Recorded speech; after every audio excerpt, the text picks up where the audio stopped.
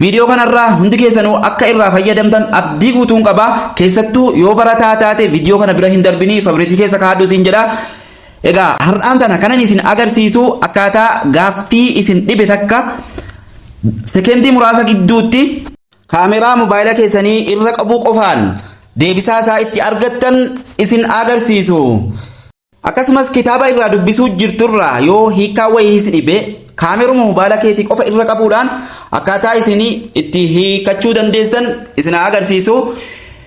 Maarree isinis TikTokiin kiyyaa warningiin itti kenne viidiyoon kiyya akkasittiin viyuun qullaa jirti jechuudha. Kanaafuu isinillee adaraa isin kadhadhee yeroo kudhan kooppi liinkii sheer godhaa isiniin jedha. Warri mana kanaaf haarawaa taatan fooloo gochuu akka hin daganne. Gaaffii fakkeenyaaf iskiriinshuutiidhaan qabdan akkasuma PDF'dhaan yookaan immoo kitaabarraa dubbisuu jirtanirraa wanti takka yeroo isin dhibe battalumatti mobaayila keessaniin akkaataa isin itti deebisaa isaa argachuu dandeessan isin agarsiisu. Egaa kiroomii keenya keessa ni seenna. Kana gochuudhaaf kiroomii keenya keessa seenna. Kana gochuuf kiroomii keenya keessa ni seenna. Gubbaa kanarratti bakka kaameraa kana tuqanna.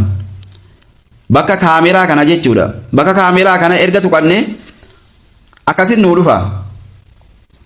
Yeroo nu akkasitti nu dhufe fakkeenyaaf shuutii yookaan immoo footoo tokko gaaffii deebisaa isaa itti barbaaduu feetan jechuudha.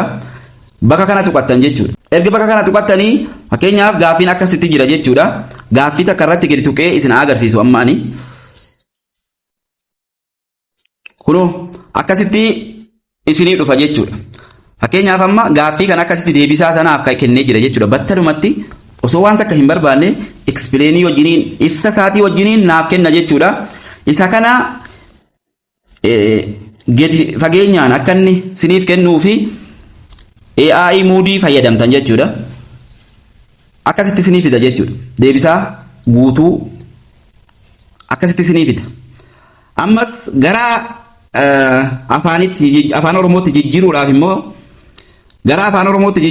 immoo footuma kana bakka kana tuqattan asumatti jechuudha. Bakka kana yeroo isin tuqattan gara afaan Oromootti isiniif deebisa jechuudha. Battalumatti yoo afaan isin itti jijjiirachuu feetan afaan Oromoo irra hin jiraanne bakka kana tuqachuudhaan afaan Oromootti deeffachuu dandeessu jechuudha.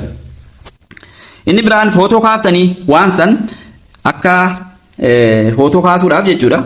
Footoo kaaftanii deebisaa akka isinii kennu yookaan kitaabarraa dubbisuu jirturraa akka footoo kaaftan yoo barbaaddan isuma kana itti qabda jechuudha. Amma fakkeenyaaf akkasitti yeroo isin itti qabdan deebisaa isaa akkasitti isinii kenna jechuudha.